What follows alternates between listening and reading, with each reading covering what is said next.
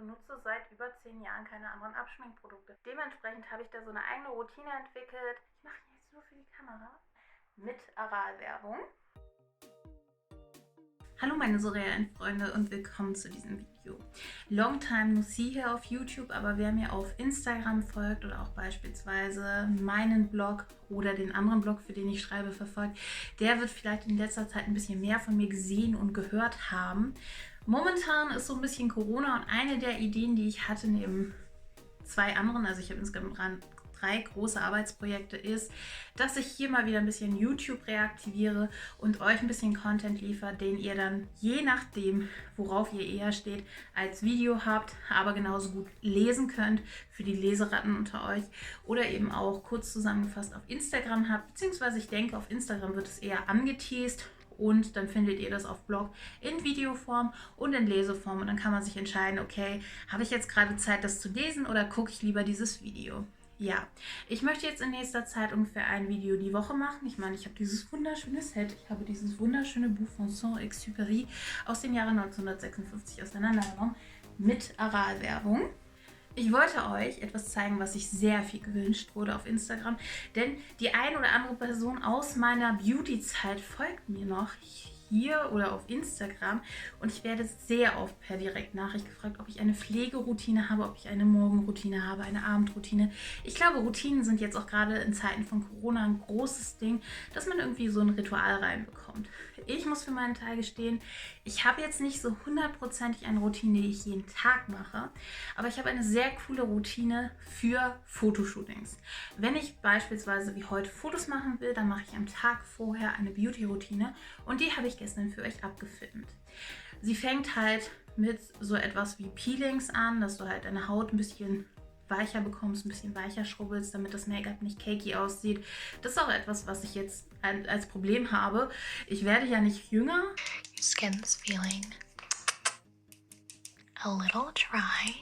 Ich bin schon seit über 10 Jahren im Bereich Beauty-Bloggen tätig und irgendwie ist das so, du kannst das Beauty-Bloggen verlassen. Ich habe mich ja auch vor 2-3 Jahren dagegen entschieden, dass ich halt weiter Beauty-Bloggen mache, weil ich auch einfach nicht so viel Zeug konsumiere, nicht mehr so viel Zeug kaufe, nicht einfach ständig Produktreviews machen kann von Zeug, das dann bei mir rumliegt und verstaubt, was ich auch inzwischen zu 90% an andere Leute verschenkt habe, weitergegeben habe, weggeschmissen habe.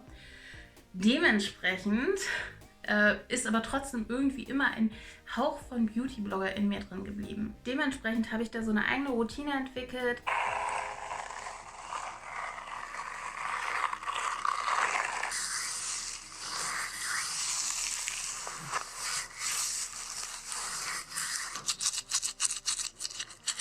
Ich hatte auch in der Vergangenheit öfters die Probleme, dass ich einfach überpflegt habe, dass ich periorale Dermatitis hatte.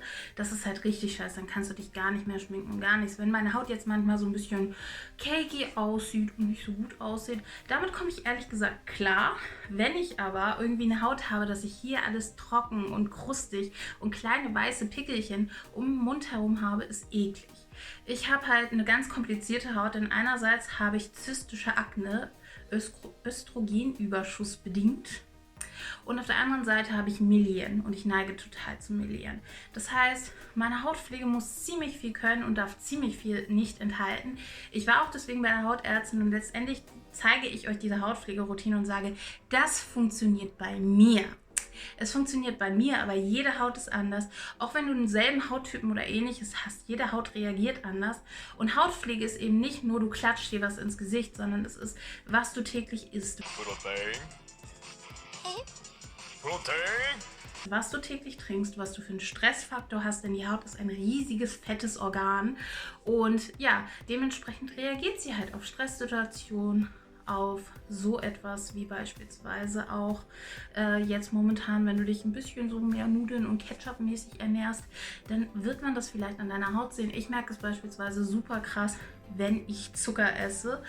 Milchprodukte esse ich ja nicht, ich lebe ja vegan, aber wenn ich Zucker esse, dann geht's auf meiner Haut ab, aber Rambazamba.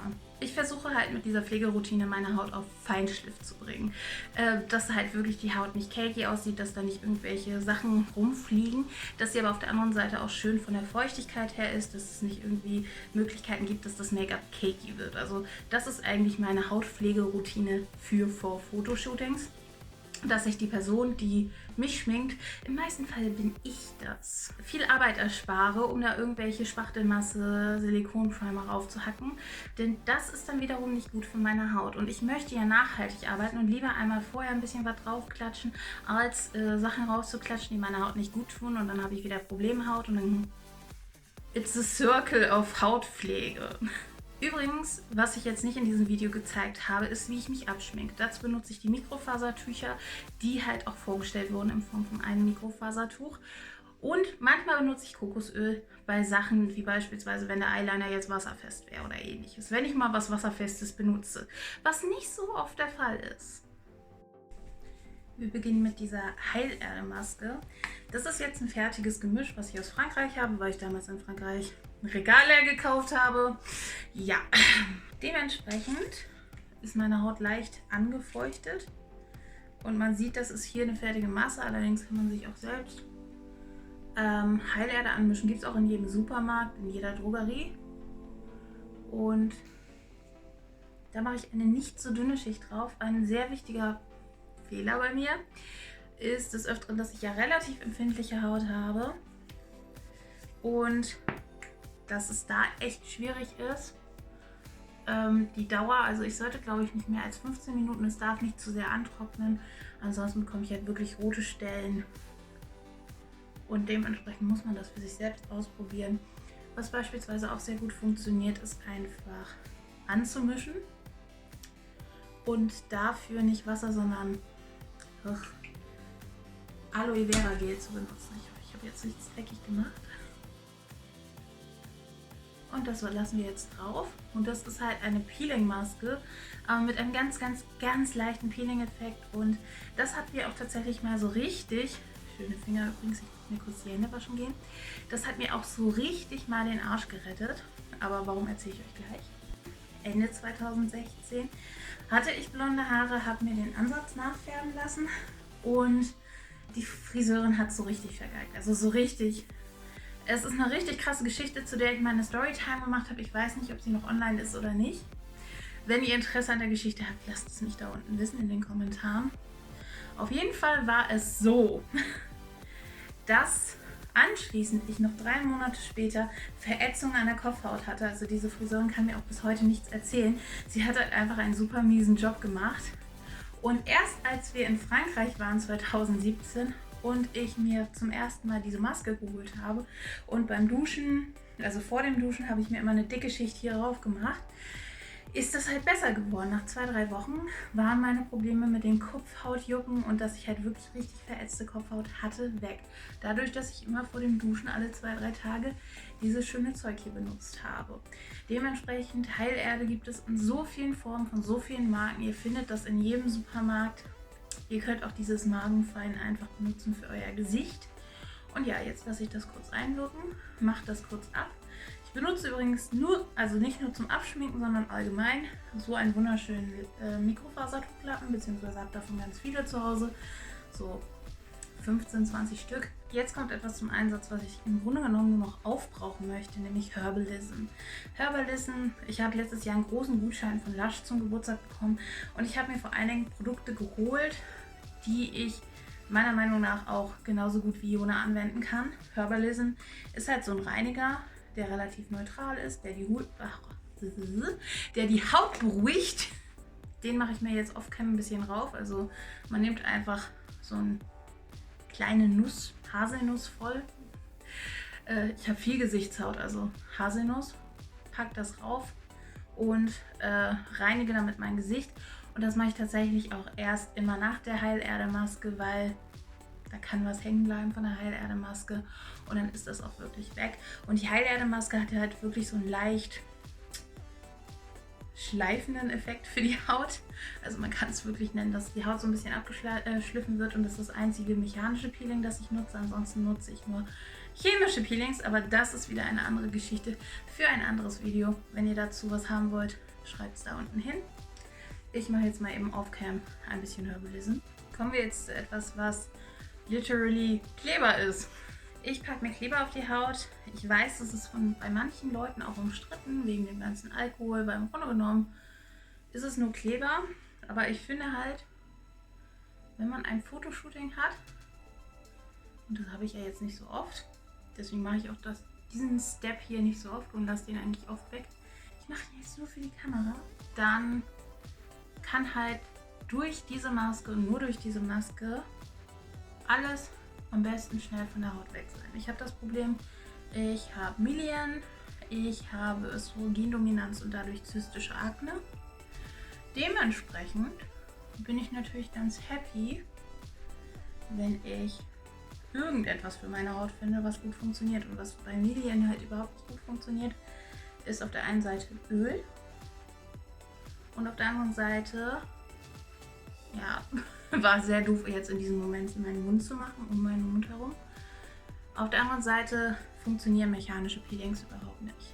Deswegen habe ich ja auch momentan meine kleine Experimentierphase mit chemischen Peelings und vielleicht gehe ich demnächst auch einen Step weiter. Bei dieser Maske muss ich halt echt aufpassen. Man hat halt, deswegen habe ich extra, normalerweise gibt es ja immer Peel-Off-Masken in Sachets. Und Peel-Off-Maske plastikfrei habe ich bislang noch nicht gefunden. Wahrscheinlich wird das auch sonst irgendwie, härtet das aus an der Luft oder ähnliches. Aber ich habe zumindest eine große Flasche gefunden, statt immer irgendwie Sachets. Und das ist nicht nur günstiger, sondern auch besser für die Umwelt, wenn man statt 20 Mal Verpackung einmal Verpackung hat. Weil wie man sieht, ich trage das extrem dünn aus. Und es lohnt sich halt auch nicht, diese Maske dick aufzutragen, ganz ehrlich. Mit der kommt ihr bestimmt auch 3-4 Monate aller mindestens hinaus. Ihr seht lustig aus auf jeden Fall. Ist halt die einzige Peel-Off-Maske, die ich gefunden habe im Laden, die eben größer ist als ein Sachet. Und die könnt ihr ganz dünn auftragen. Die könnt ihr meinetwegen auch nicht mit den Fingerchen, sondern mit einem Pinsel auftragen. Wenn ihr euren Pinsel nicht lieb habt und dann wirklich nur noch dafür benutzt. Und ja, dann lassen wir das Ganze einwirken und dann ziehen wir unsere Haut wie eine Schlange ab. Wer diesen Part nicht mag, der skippt einfach weiter. Jetzt kommt die Maske ab. Und das Gute ist halt, was ich halt echt sagen muss, deswegen filme ich das mit euch, es geht halt nicht nur der ganze Schmutz runter. Und das hat bei dieser dünnen Schicht auch jetzt nicht lange gedauert. Das funktioniert bei mir mit Blackheads an der Nase besser als mit diesen Pore Strips. Also diese Maske ersetzt mir auch die Pore Strips. Und wahrscheinlich werde ich gleich nochmal ins Bad gehen und das ist halt schon ein bisschen heftig und deswegen mache ich es halt auch nicht so oft. Deswegen hält diese Maske auch relativ lange bei mir und ich muss sie nur alle paar Monate nachkaufen. Aber nach ist die Haut halt wirklich babyweich und da muss man noch ein bisschen Feuchtigkeit draufhauen. Wobei ich jetzt schon mal sagen muss, mit meiner Feuchtigkeitspflege bin ich momentan nicht so zufrieden. Ich mache mal eben den Rest im Bad ab und wasche nochmal die Reste ab. Normalerweise naturgetreu bleiben so ein paar Sachen da, die ich dann noch mit dem Mikrofasertuch ein bisschen abrubbel und dann sehen wir uns gleich wieder. Jetzt kommen wir zu dem Teil, mit dem ich wahrscheinlich am unzufriedensten bin. Das lag aber auch einfach daran, dass meine Produkte alle waren und ich mir jetzt nichts bestellen möchte oder ähnliches. Es ist sehr schwierig mit Post hierhin nach Oldenburg schicken. Fangen wir an mit Ist bald alle. Aroma Water von Lush. Ich benutze es eigentlich momentan nur, um es aufzubrauchen. Und momentan habe ich 2 Produkte von Balea und ich bin nicht 100%ig zufrieden, weil ich das Gefühl habe, dass ich das Problem habe, dass ich kein Öl in meinen Pflegeprodukten drin haben darf, weil ansonsten bekomme ich Milien ohne Ende. Wobei man natürlich auch sagen muss, dass Hautpflege sehr viel über Ernährung und ähnliches geht und deswegen eben nicht nur das ein Faktor ist. Aber ich muss halt aufpassen wegen Milien. Deswegen habe ich momentan ein Serum für Augen und Lippen. Benutzt es nicht für die Lippen, ganz ehrlich. Und diese Tagescreme, wo Jona den Duft ganz toll findet. Who needs deodorant when you have this? It smells amazing. Dadurch, dass man so oft am Waschbecken ist, wäscht man sich auch ganz oft die Hände gleich mit. Weil die Reste von der Peel-Off-Maske habe ich jetzt auch eben entfernt mit Wasser. Das lässt sich ganz einfach mit Wasser auflösen. Und zu guter Letzt kommt dann diese Tagescreme, die auch Lichtschutzfaktor 15 hat. Ich habe aber zusätzlich noch eine Sensitive Creme mit Lichtschutzfaktor 50. Ist auch vor allen Dingen wichtig, wenn ich chemisches Peeling nutze, dann muss man in der Zeit, wo man es nutzt und danach eben auch bis zu einer Woche danach jeden Tag schön hohen Lichtschutzfaktor nutzen. Ich hoffe, euch hat dieses Video gefallen. Jetzt flippen wir zurück zu der Intro-Bettina. Intro-Bettina, wo bist du? Ich hoffe, euch hat dieses Video gefallen. Ich hoffe, ihr konntet irgendwas daraus ziehen, mitnehmen. Ihr findet es vielleicht scheiße und habt eine andere Hautpflegeroutine. Und ja, lasst mich einfach eure Meinung wissen. Lasst mich auch gerne eure Videowünsche wissen, die dann halt auch zu Blogpost und Instagram und alles verarbeitet werden. Ich bin super happy, dass das heute so gut funktioniert hat mit meinem tollen Skript. Es glitzert. Ich habe tatsächlich mir zum ersten Mal seit Jahrzehnten, Jahren, zum ersten Mal seit, ich glaube 2013 für ein Video ein Skript geschrieben. Das war ein bisschen cringe, aber das Skript wird dann später zu dem Blogpost, indem ich es quasi ausformuliere. Und dementsprechend habe ich da schon halbwegs 2 Fliegen mit einer Klappe geschlagen. Ich bin super excited. Ich bin schon sehr gespannt, wie dieses Video ankommt. Ich hoffe natürlich auf viel Feedback. Ich glaube, ich werde es auch ganz vielen Leuten, die ich so kenne, über Instagram oder Blog oder sonst was schicken und fragen. Gib mir mal Feedback, gib mir mal Verbesserungen. Es heißt immer, dass ich sehr gut frei sprechen kann, aber ich weiß nicht, ich habe das Gefühl heute, dass ich super raus bin. Also ihr könnt mir ja gerne mal Feedback geben, aber hier nicht Fishing for Compliments oder so. Gebt mir ehrliches Feedback, gebt mir konstruktives Feedback. Ich glaube, es gibt auf Animax noch immer, Animax ist die erste Plattform, an der ich angemeldet war als Jugendliche mit 13 Jahren. Es gibt da, glaube ich, noch immer so einen Kodex für gutes Verhalten, wie man konstruktive Kritik schreibt. Ich möchte das, glaube ich, gerne mal raussuchen. Also wenn ich es finde, verlinke ich es da unten. Habt noch einen schönen Tag. Genießt den Frühling auch so gut es geht. Ich meine, ihr dürft spazieren gehen und ihr dürft mit einer zweiten Person spazieren gehen aus eurem Haushalt. Also das werden wir jetzt machen und dementsprechend, ich wünsche euch noch einen schönen Tag. Ich wünsche euch was. Ich hoffe, es geht euch gut, dass ihr einen sinnvollen Zeitvertreib findet und nicht wie ich irgendwelche Videos für YouTube drehen müsst.